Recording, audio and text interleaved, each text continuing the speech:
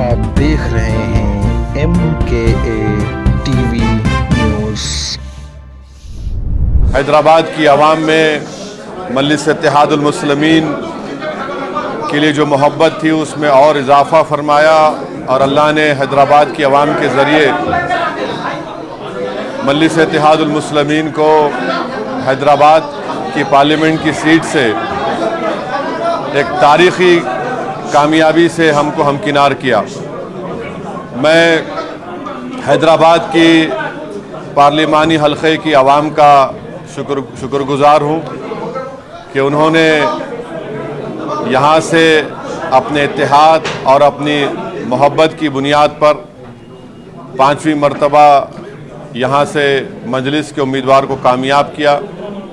मैं तमाम आवाम का शुक्रगुज़ार हूँ, ख़ास तौर से ख़वातीन का, महिलाओं का, कि उन्होंने अपने वोट से और अपनी मोहब्बतों से यहाँ से एक तारीख़ी कामयाबी MIM पार्टी को दिलवाई।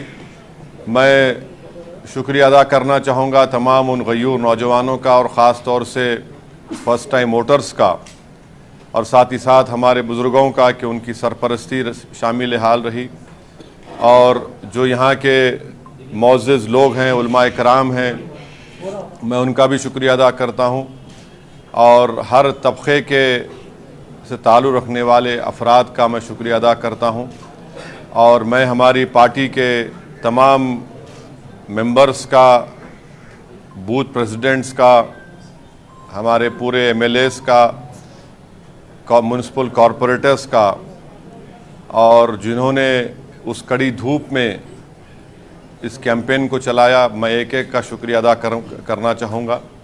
और हम तमाम की इज्तिमाई मेहनत और की वजह से एक तारीख़ी कामयाबी हमको हैदराबाद के पार्लिमानी हल्के से मिली है। तो मैं इंशाअल्लाह कोशिश करूँगा, जस्तजू करूँगा कि जो भरोसा मुझ पर आपने क़ायम किया है, पहले से ज़्यादा हम लोग मेहनत करेंगे हैदराबाद की पार्लियामेंट के यहाँ पर डेवलपमेंट करवाने के लिए। और मैं साथ ही साथ शुक्रिया अदा करना चाहूँगा औरंगाबाद की आवाम का, और उन्होंने इम्तियाज़ जलील साहब के हक़ में अपने वोट का इस्तेमाल किया। अभी वहाँ पर काउंटिंग चल रही है, मगर जो भी अल्लाह का फ़ैसला होगा वो आवाम का फ़ैसला है, हम उसको कबूल करते हैं। और मुझे उम्मीद है कि इंशाअल्लाह ताला ना इम्तियाज़ जलील साहब, ना वहाँ के मजलिस के तमाम हमारे एक्स कॉरपोरेटर्स, वहाँ के ज़िम्मेदारान, उनके हौसले बुलंद रहेंगे। यकीनन हमारी ऐन ख्वाहिश के मुताबिक वहाँ पर नतीजा नहीं आ रहा है, तो मुझे यकीन है कि अक्टूबर में जब असम्बली के इलेक्शन होंगे, हम इंशाअल्लाह ताला ये कोशिश करेंगे कि औरंगाबाद में जो हमको कामयाबी नहीं मिली, हम इंशाअल्लाह ताला असम्बली के इलेक्शन में आज जो हमको कामयाबी नहीं मिली उसको हम असम्बली के इलेक्शन में कामयाबी हासिल करेंगे और महाराष्ट्र के असम्बली इलेक्शन में हम लोग पहले से ज़्यादा ताकत से लड़ेंगे। साथ ही साथ मैं किशनगंज की आवाम का भी शुक्रिया अदा करूँगा कि जिन्होंने MIM पार्टी के हक़ में अपना वोट दिया, और जो हमारी कमज़ोरियाँ हैं हम कोशिश करेंगे उसको दूर करने के लिए। मैं साथ ही साथ PDM की हमारी पल्लवी पटेल, हमारी बहन का, उनकी माता का, उनकी माँ का, पंकज भाई का और उनके तमाम अपना दल के ज़िम्मेदारों का भी शुक्रिया अदा करूँगा कि हमने वहाँ पर भी जाकर PDM के लिए कैंपेन चलाया है। और हमारा ये PDM से जो हमारा ताल्लुक़ है वो जारी रहेगा और इंशाअल्लाह ताला ये हमारी कोशिश थी और हम कोशिश को जारी रखेंगे। मैं तेलंगाना की आवाम का भी शुक्रिया अदा करता हूँ कि हमने उनसे अपील की थी कि जहाँ तक हो सके BJP की कामयाबी को रोकें। उन तमाम हज़रात का मैं तहे दिल से शुक्रगुज़ार हूँ कि जिन्होंने खामोशी से इस मुहिम को चलाया, जिन्होंने आगे बढ़कर ये कोशिश की कि BJP के बढ़ते हुए ख़दमों को तेलंगाना में या उनकी कामयाबी को रोका जा सके। मैं उनका भी शुक्रिया अदा करता हूँ। अब दूसरी बात यह है कि मुल्क की आवाम ने एक फ़ैसला दिया है।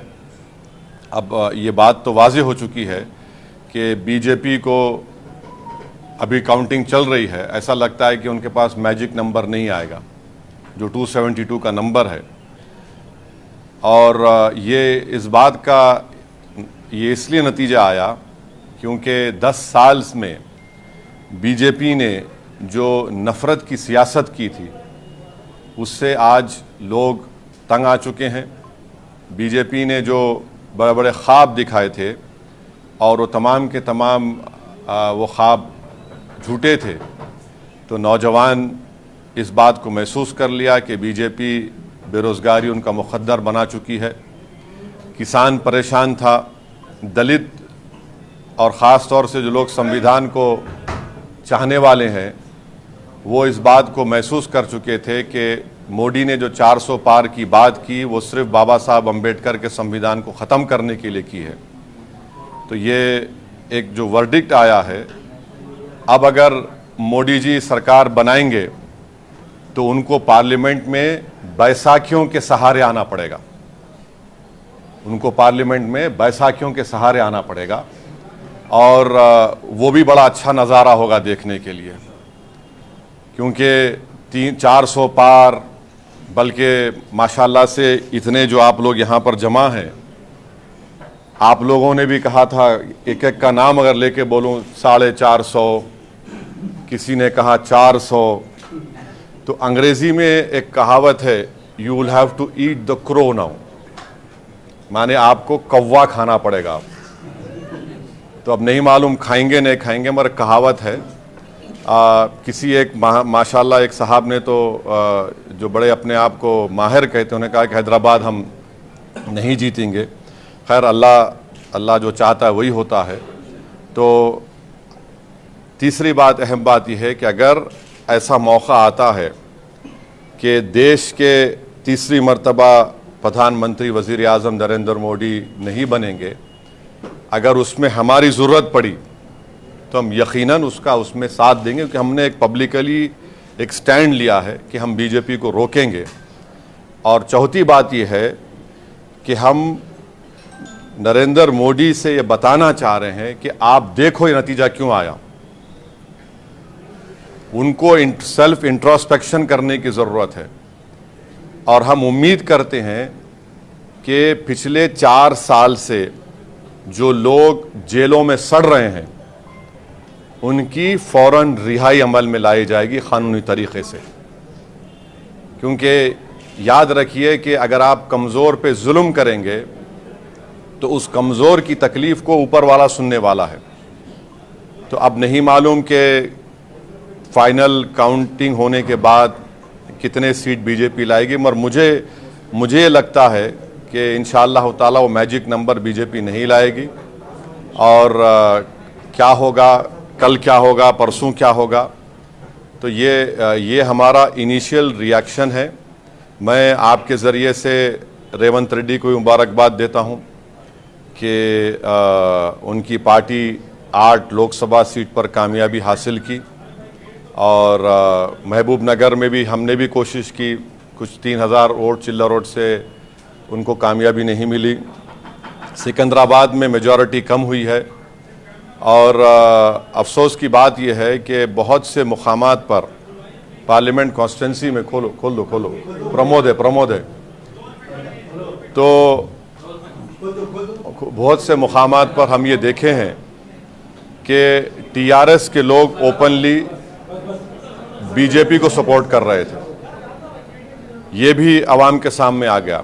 ये क्यों किए मेरे को नहीं मालूम। ये एज अ पॉलिटिकल स्ट्रेटजी उनकी बहुत गलत स्ट्रेटजी थी। अब इसका क्या खमियाजा उनको अदा करना पड़ेगा वो जानते हैं, मगर ये बात फैक्ट है। तो ये 4-5 चीज़ें मुझे आप तक कहना था। अब आपके पास कोई सवाल एक सुनिए, आपके पास 5 से 10 मिनट का वक़्त है। मेरे को नमाज़ पढ़ना है मगरिब की, बशीर साहब को भी पढ़ना है और मगरिब का नमाज का वक्त जल्दी ख़त्म हो जाता। तो आराम से एक एक करके। अब एनडीए को कम आया ना, बीजेपी का पार्टी इसको मेजॉरिटी नहीं आया, आप सोचते हैं कि इंडिया बाय डिफॉल्ट उसको किसको बुलाना चाहिए? अभी इसको ऊपर तो खुद का मेजॉरिटी आया नहीं। देखिए नहीं, देखो राम, ऐसा है ना कि अभी तो फाइनल काउंटिंग ख़त्म नहीं हुई, अभी भी चल रही है काउंटिंग। नहीं, काउंटिंग होने के बाद क्या होगा जब बोल सकते हैं हम, अभी बहुत जल्दी होगा। इंडिया अलायंस के साथ जाने के लिए तैयार है क्या बातचीत? हम इंडिया अलायंस का हिस्सा नहीं है। अगर ऐसा सिचुएशन अराइव होता है जहां पर एक नॉन बीजेपी का आदमी, नॉन एनडीए का आदमी या महिला प्रधानमंत्री बनने का सामने आएगा तो हम यकीनन उस बारे में साथ देंगे उनका, मगर वो नहीं मालूम होगा नहीं होगा। हाँ बोलिए प्रमोद साहब। सर, पूरे इलेक्शन के दौरान आपने देश भर में घूम के जो बीजेपी के खिलाफ बोला, ये जो रिजल्ट आया है उसको आप कैसे देख रहे हैं? क्योंकि आप हर जगह जाके देखिए एक तो ये कि 10 साल का इनकी नाकारकर्दगी, इनके झूठे वादे, जो सुनो भाई सुनो, जो नेशनलिज्म के नाम पर उन्होंने जो धोखा दिया और चीन के बारे में नरम रवैया, बेरोजगारी, किसान, महंगाई, और जो प्राइम मिनिस्टर और बीजेपी की तरफ से जो कम्युनल अगली कैंपेन चलाया गया, उसका नतीजा आज आप देख रहे हैं। उसका नतीजा आज आप देख रहे हैं। जैसा हैदराबाद में वाहियात किस्म का कैंपेन बीजेपी ने चलाया, बिल्कुल वाहियात किस्म का, उससे बढ़कर ज्यादा वाहियात नरेंद्र मोदी ने कैंपेन करवाया। बस ऐसा दिख रहा था कि इस देश में मोदी की नजर में सिर्फ मुसलमान ही वोट देने वाले हैं, कोई दूसरा देने वाला नहीं है। हर भाषण में उन्होंने एक एक चुन चुन के इस तरह की वाहियात बातें की, और तारीख उनके भाषण को हमेशा याद रखेगा। राहुल गांधी ने अपनी प्रेस कॉन्फ्रेंस में फिर से संविधान दिखाया, क्या उससे आप इत्तेफाक रखते हैं कि संविधान बदलने की साजिश हो रही थी? जिस तरह से कैंपेन में चला, कांग्रेस के कैंपेन में जो चला, आप उससे इत्तेफाक रखते हैं? मैं बार बार आपको ये बात कहता रहा कि 400 सीट का मतलब एक ही है कि या तो संविधान को बदलने की तैयारी थी जिससे आरक्षण खत्म हो जाएगा, और सुनिए, या फिर बेसिक स्ट्रक्चर को खत्म कर देना। और आर्टिकल 29-30 के तो बीजेपी बरसों से खिलाफ है, जो कल्चर का प्रोटेक्शन और माइनॉरिटी के एजुकेशन इंस्टीट्यूट को प्रोटेक्ट करने का राइट देता है। तो ये है, संविधान अगर रहेगा तो इससे सबको फायदा है ना। एक डॉक्यूमेंट है, उसमें फंडामेंटल राइट्स है, और हमेशा शुरू से आरएसएस देख लीजिए आप, पिछले 90 साल से आरएसएस हमेशा कॉन्स्टिट्यूशन को अटैक करती है। सर, आपके पड़ोसी राज्य में आपके दोस्त, कई बार उनको दोस्त कह चुके हैं, जगन मोहन रेड्डी को आपके दोस्त बुरी तरह हार गए, उसका कुछ कहना है? अवाम का फैसला है, अवाम का फैसला है, उसको उसकी इज्जत करनी चाहिए, रेस्पेक्ट करनी चाहिए। मुझे उम्मीद है कि वो रेस्पेक्ट करेंगे। हाँ हाँ, बताया जा रहा है कि कांग्रेस पार्टी इंडिया अलायंस कोशिश कर रही है, चंद्रबाबू नायडू। मेरे को नहीं मालूम। देखिए मैं उसका अलायंस का हिस्सा नहीं हूं, मैं उसका जवाब नहीं दे सकता। लेकिन आप पॉलिटिशियन हैं सर, आप इतने सालों तक पार्लियामेंट में हाँ, रहे हैं, ठीक। आप पॉलिटिशियन हैं। एक पॉलिटिशियन की सोच क्या कहती है कि ये जो सियासी सूरत हाल बना है उसमें क्या होना चाहिए, क्या हो सकता है? पॉलिटिकल पंडित के तौर पे पूछ रहा है। नहीं, मैं पॉलिटिकल पंडित नहीं हूँ, पंडित आप हैं महाराज। हाँ हाँ हाँ। अब आपको कैसे लग रहा है कि यूनिफॉर्म सिविल कोड हो या फिर सीएए की बात हो, ये बड़े मुद्दे हैं? एक बात याद रखिए, एक बात याद रखिए, आप लिख के रख लीजिए, अब देश में प्रोटेस्ट होगा,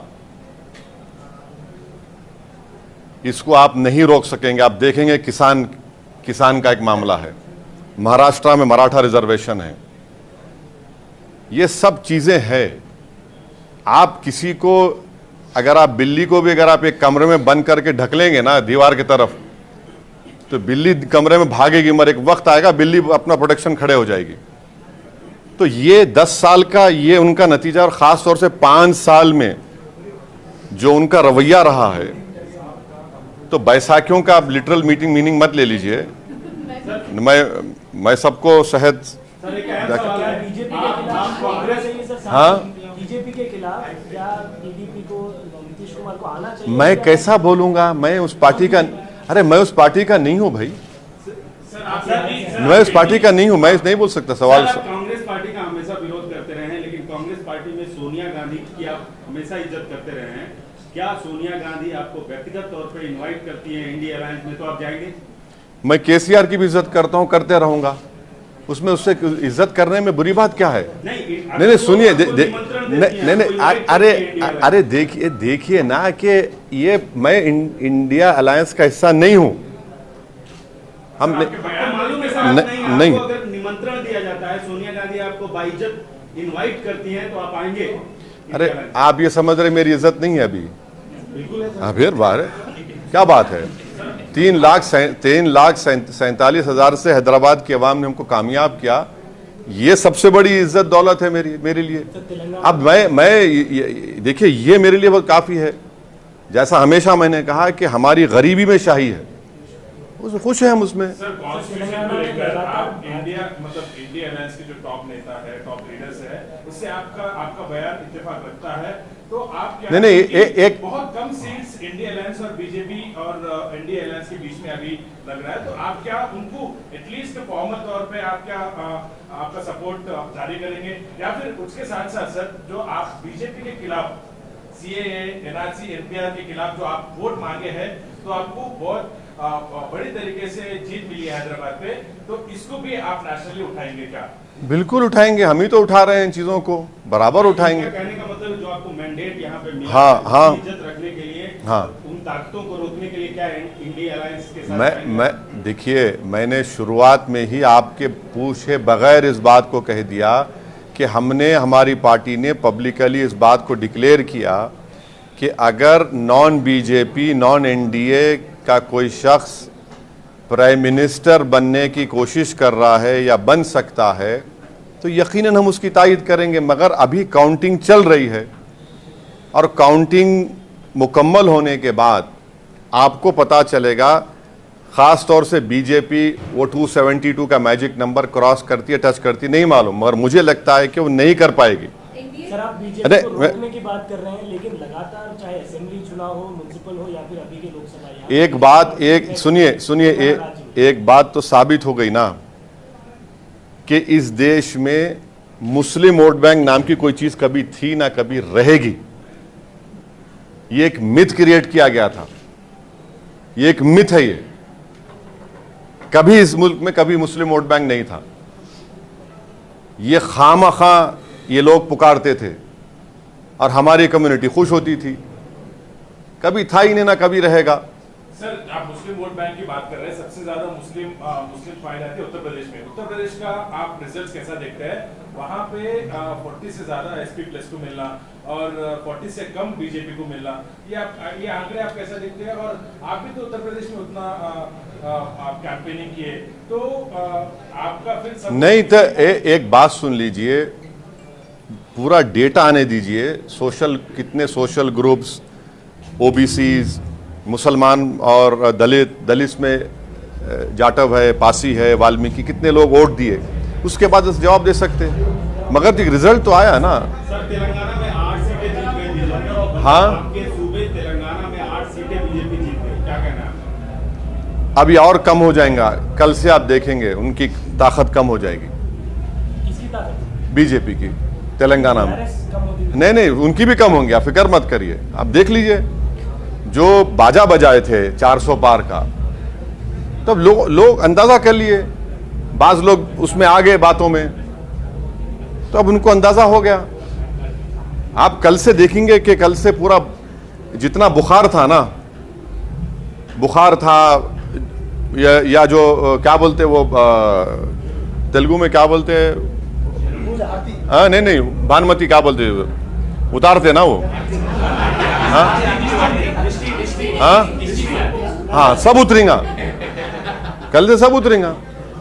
अब ठेठ हैदराबादी जबान में तो मस्ती चढ़ गई थी, देखो आप बोलते नहीं, वो सब आप कल से देखो आप क्या क्या होने वाला। ये जो गर्दन मोटी हो गई थी ना सबकी कि हम ही बोले तो सब सही है, और माशाल्लाह से आप लोग तो उसको प्रमोट भी किए, एक आदमी प्रमोट किया उसको। माने मेरे को, जब मैं अभी टीवी देख रहा था अकबर के साथ, हम अकबर जो है काफ़ी उनका बारीक देखते हैं, उन्होंने 4-5 चैनल दिखाए। मैं बोला क्या दिखा रहे? तो बोले देखो एंकर की, देखो आप चेहरे पे कितनी तकलीफ है। 5-6 एंकरों को देखा मैं, इतनी तकलीफ क्यों है आपके एंकर्स को? अरे खुशी मनाइए, देश की जनता का फैसला है। आपके घर में तो चिराग जल रहा है ना, या कुछ आपको तो नुकसान हो गया, मेरे को नहीं मालूम। एक एंकर इतना ऐसा उदास लग रहा है कि भाई के ऐसा दिख रहा है कोई घर में उनके कुछ हो गया, हादसा हो गया। पब्लिक का वर्डिक्ट है। हम उम्मीद करते हैं कि पूरे एंकर्स को रात में अच्छी नींद आएगी। अगर नहीं आएगी तो फिर आप कुछ इंतजाम करिए। सर, इस इलेक्शन कैंपेन में कई सारे इंसान हैदराबाद शहर में आपके खिलाफ नहीं, पूरे के पूरे हैदराबाद को ही आ गए थे, और हैदराबाद की आवाम बोली हौरे, हैदराबाद की आवाम बोली हौरे, हैदराबाद की आवाम बोली हौरे, नहीं बोले तो नहीं सुनते। दिखा दिए, पूरा दिखा दिए ना। आप देखो, ये एक तारीखी कामयाबी। मैं शुक्रगुजार हूँ, मेरे पास अल्फाज नहीं है कि बस एक ही तकलीफ़ है कि मेरा बाजू इम्तियाज़ जलील मेरे साथ नहीं होगा औरंगाबाद में, और हम उम्मीद कर रहे थे कि सीमांचल की लड़ाई को हम पार्लियामेंट में लेके जाएंगे, मगर सीमांचल लड़ाई हमारी चलते रहेगी। हम देखेंगे क्या कमज़ोरी। हमारे माजिद साहब MLA साहब भी बड़ा कोशिश किए, टीम भी सब किए। बहरहाल मैं एक हमारे पार्टी के मेंबर्स का शुक्रगुजार हूँ कि इतनी गर्मी में कैंपेन किए, गैर मामूली गर्मी थी, और इतनी शिद्दत की गर्मी में भी हैदराबाद के वोटर्स निकल कर वोट डाले, और मैं उनको भी शुक्रिया अदा करता हूँ, उनका सलाम करता हूँ। और ऐसे कई लोग हैं जिनको ना मैं जानता हूँ ना उनका पहचानता हूँ, मगर जो दुआएं भी किए, जो मेहनत किए, मेरे पास अल्फाज नहीं है कि कैसे उनका शुक्र अदा करूं। बस मैं दुआ कर सकता हूं कि अल्लाह उनको सलामत रखे, और अल्लाह हमको एक और हमारे जज्बे में इखलास दे कि हम उनके भरोसे पर उतरें, और हमारी लड़ाई जारी रहेगी फ़िरका परस्त ताकतों के साथ इंशाअल्लाह ताला। बस एक सवाल मेरा, जैसे TMC की बात अगर हम करते हैं, बंगाल में हो या फिर पंजाब की बात करें, तो किस तरीके से आपको लग रहा है कि रुख किस और जा रहा है, और जितने कॉन्फिडेंस के साथ भाजपा मैं देखिए यूसुफ पठान जीत गए, उनको मुबारकबाद देता हूँ। नहीं, मेरे पार्टी का पूछिए ना, मेरे कैसा, मैं यूसुफ पठान जीते उनको मुबारकबाद दूंगा। वो एक काबिल कैंडिडेट है, उनके वालिद मरहूम के साथ मैं MP था, मुनव्वर हसन साहब के साथ, उनकी बेटी कामयाब हुई, उनको मुबारकबाद देता हूँ। चंद्रशेखर आज़ाद रावण कामयाब हुए नगीना से, मैं उनको मुबारकबाद देता हूँ। शायद इमरान मसूद भी सहारनपुर से कामयाबी मिली, उनको मुबारकबाद देता हूँ।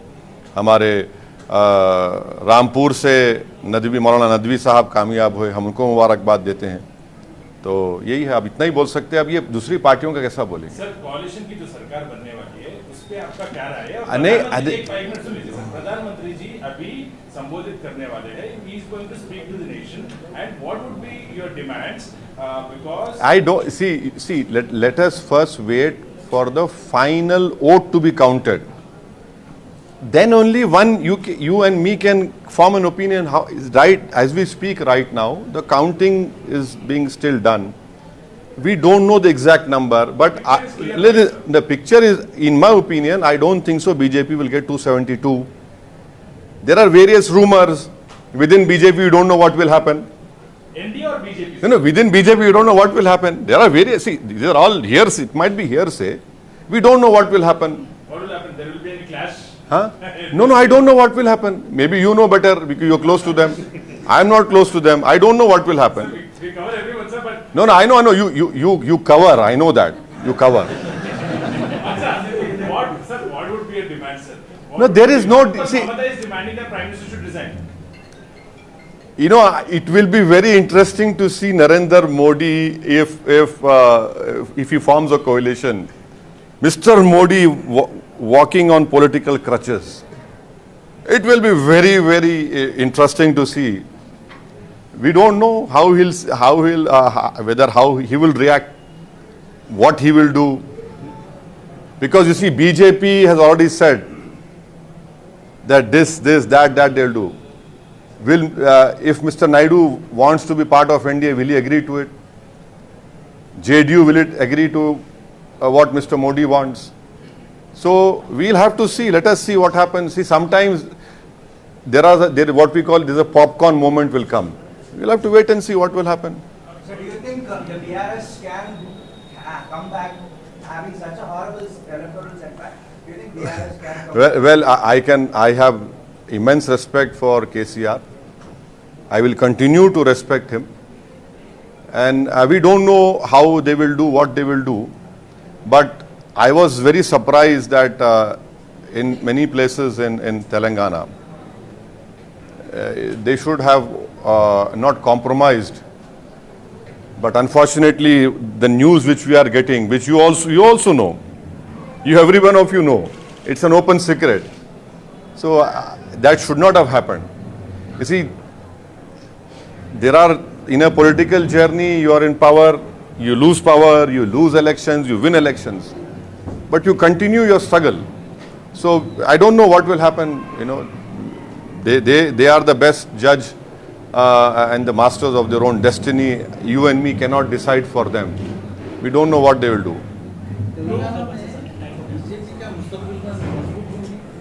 नहीं 8 सीट तो जीते बशीर साहब, तो यकीनन ये 8 सीट हमारे लिए एक लम्हे फ़िक्र है।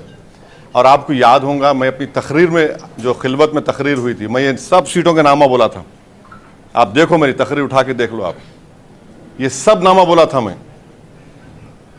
जहां से लोग जीते हैं मैं सब बोला था। तो अब बहुत सी बातें हैं, अब हम तो अपनी कोशिश किए, मगर मुझे यकीन है कि मुस्तकबिल में ये सब चीज़ें तब्दील होंगी। Will you extend your support to the Congress party in the state because you have always been in the alliance? Or No, why? What is this? to get your work? No. What is this? Today results have come. We want to develop Hyderabad. We want to keep Hyderabad safe. Communal amity should be strengthened. Akbaruddin Owaisi, our party leader, has stood up in the assembly and said, we will extend all the cooperation to you for the overall development of Telangana. We will continue to do that. But why everything has to be done on political basis? See, we have been given the mandate by the people, and we will have to safeguard that mandate also and deliver on the promises that we have made to the people of our respected constituencies. And Muslim reservation, sir. What about Muslim reservation? You should ask Chandrababu Naidu if he is supporting. Because he No. I cannot answer everything here. Let us wait. You see, no. If tomorrow we don't know what Mr. Naidu will decide, but he's part of NDA. No, sir. He clearly said that. Muslim reservation. So then why are you asking me? Why are you asking me? It should be obvious to you. It should be very obvious to you. असल ये राम मंदिर का मुद्दा और अयोध्या में जो हार है, इसको आप कैसे देख रहे हैं, और खासकर यूपी में जिस तरीके से ऐसा है मैडम, आप एक कैसेट को हमेशा नहीं चला सकते। तो हम ठेठ हैदराबादी ज़बान में बोले तो हम लोग बोलते हैं, खादर खां के खट्टे डायलॉग हमेशा नहीं चलते। समझे ना आप? तो वो ये चीज़ें हो रही हैं, आवाम बेजार हो चुकी है, इनसे तंग आ चुके हैं। आप एक समुदाय को तो निशाने मलामत बना दिए, एक समुदाय को तो आप खतरा बता दिए देश के लिए। अने इतना ऐसा कैंपेन नरेंद्र मोदी चलाएंगे, कोई नहीं सोचा था। बल्कि मैं आपको बोल रहा हूं, जितने जो नॉन बीजेपी मेंबर वोटर्स थे, वो मेरे को फोन करके बोले, मेरे को अकबर को बुला ला कि हम आपको वोट डाल रहे। क्यों डाल रहे? हम पूछे तो बोले इनके भाषण से। एक नहीं बल्कि कईयों लोग बोले कि ये चीज हमको नहीं चाहिए।